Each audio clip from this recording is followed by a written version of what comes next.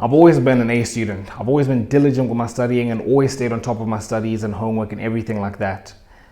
And that was the case until last year, where I lost my drive. I just lost my all ambition for studying. I just really didn't care whatsoever anymore.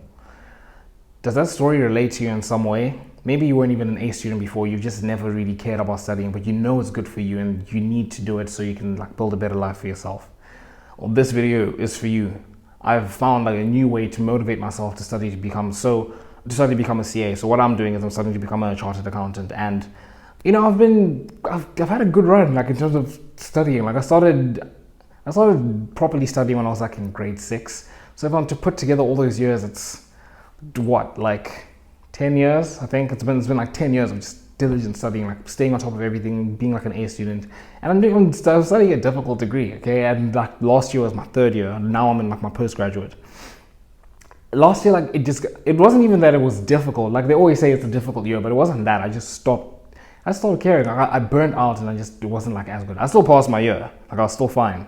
But I'm not gonna make it through this year if I keep doing that sort of thing. So I had to sit down and just do some introspection and figure out what my new vision is for becoming a CA.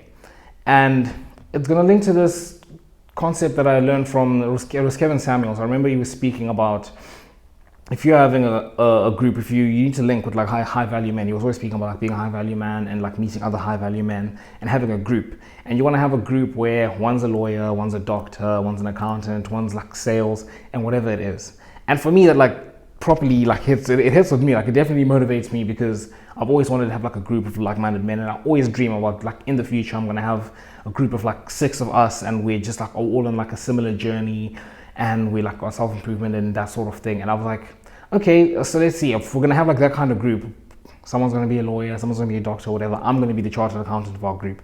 So I need to do that so I can provide value to my group and just people within my social circle that I'm gonna be around.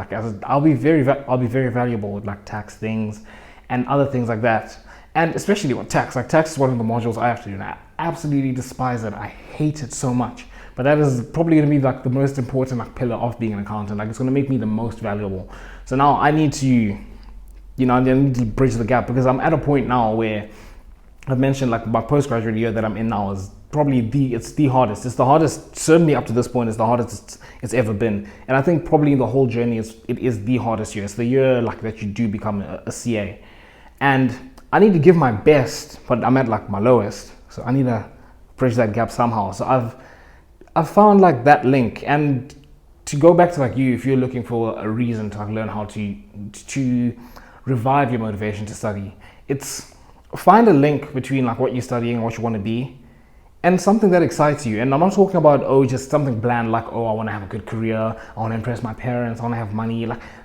Get rid of all of that crap. I'm talking about something that when you think about, just flat, take away all the money, the status, whatever it is. You just think about that specific thing, it excites you, right? You need to link it to that. For me, another one of the things that I remember my auditing lecture was telling me, it was if you want more motivation to study to be a CA, you get to rub shoulders with all the highest people in corporate. You get, just by the fact that you are a CA, you have those kind of connections, and that definitely excites something in me, because I want to have that. I like feeling, you feel like a mafia boss kind of thing. I've kind of had that motivation. I like the thought of that, the thought of having connections, having power. It's I need to do this, or I have this problem in my life, let me just contact this person. That excites me. Okay, but even if it isn't anything that high level, for me, something I absolutely love with all my heart, it's football, or soccer if you're American, but it's called football. I love football. I mean, I've had to stop doing it. I stopped doing it last year because obviously studies were taking up a lot of time. I was on self-improvement, so I was needing to wake up early and gym. And now I want to make money. I want to do this sort of thing and learn, and just build a side hustle. So it was either my side hustle or training for football.